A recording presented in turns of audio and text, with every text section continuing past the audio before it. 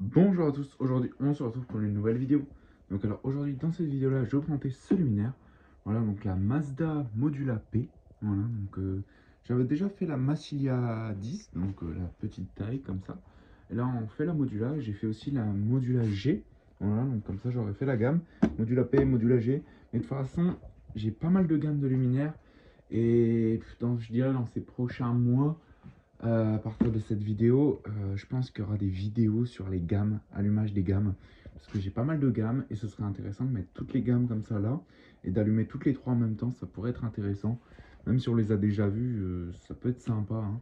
Donc voici le luminaire. Donc c'est un luminaire recomposé comme j'appelle ça. Donc j'ai récupéré le luminaire de chez Edouard, il était vide. Donc plus de douille, plus de platine, plus de connecteur de comment ça s'appelle, de branchement, donc l'endroit où le coupe-circuit, plus de coupe-circuit.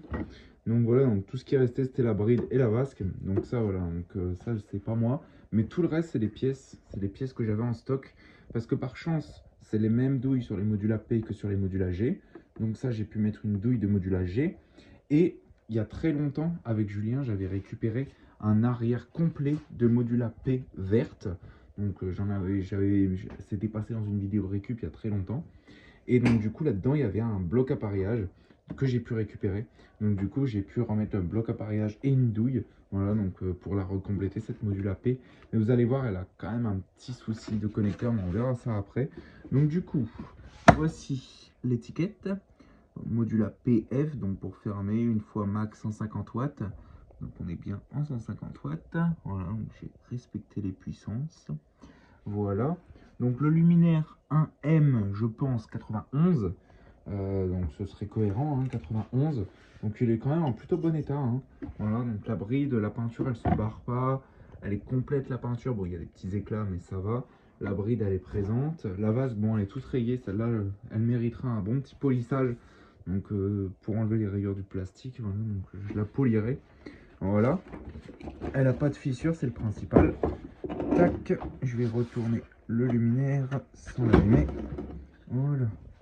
Donc ici, Mazda, donc désolé s'il y a encore des traces d'eau, bon ça a coulé. Mais j'avais passé un coup de chiffon sur le luminaire quand même pour que ce soit bien, parce qu'il y avait des mousses, il y avait des rayures et tout. Donc voilà, je voulais que ce soit quand même un peu bien. Donc là ici, le logo Mazda, voilà. Donc le crochet aussi qui était manquant. Donc celui-là c'est un crochet de module AP aussi.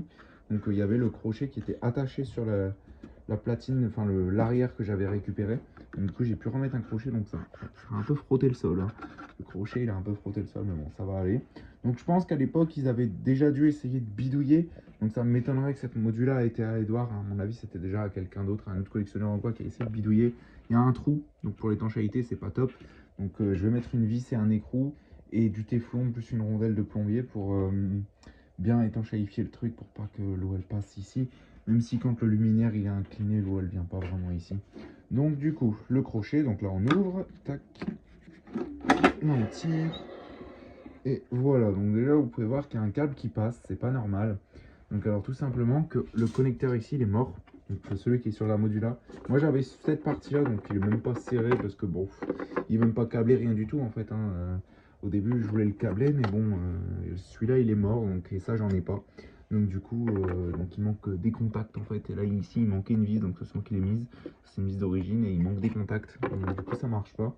Donc provisoirement, en attendant de trouver un câble comme ça pour pas tout défoncer, il y a des trous là. J'ai fait passer mon câble là. Et ça se met deux Wago dedans, et puis voilà, ça fonctionne tout pareil. Donc là, ici, on a la douille. Tac, donc un petit quart de tour.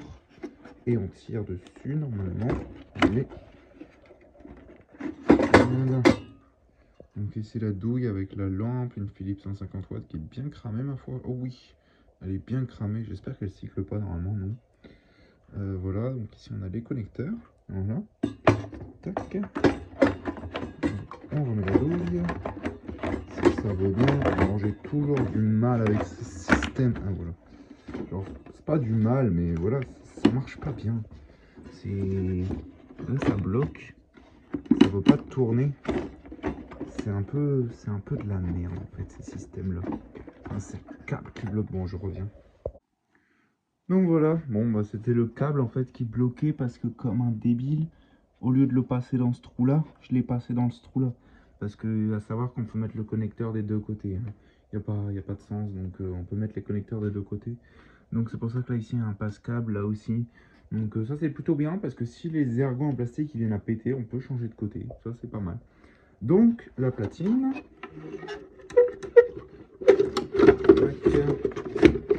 Donc un petit BSN 150. Voilà, avec un petit amorceur SN58. Donc la platine date de 98. Voilà, donc comme vous pouvez le voir, c'est un système Wago, hein. Donc de base, ça se met là où il y a mon doigt, là, juste là. Voilà, et puis bah, moi je suis passé en Wago, hein.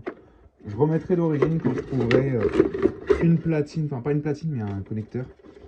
Donc alors pour remettre ça à une main, ça devrait aller, mais bon, c'est chiant, c'est qu'il faut se mettre en fait dans les trous. Et comme il y a le câble,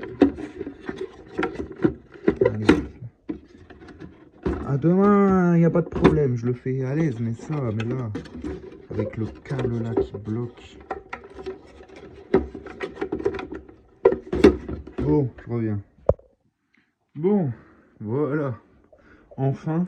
Bon, en fait, le truc, c'est que le câble, il bloque, c'est pas du tout prévu pour être passé ici. Donc déjà, là, on voit le joint et tout, ça de base, normalement, on ne doit pas le voir autant. Donc c'est pas bien fermé, j'enlèverai ça après la vidéo.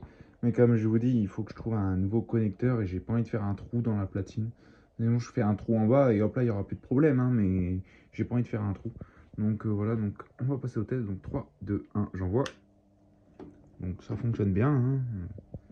Même si on n'utilise pas le connecteur, j'utilise même le connecteur de lampe. Le connecteur de lampe fonctionne très bien. Par contre, le connecteur de 120, pas du tout.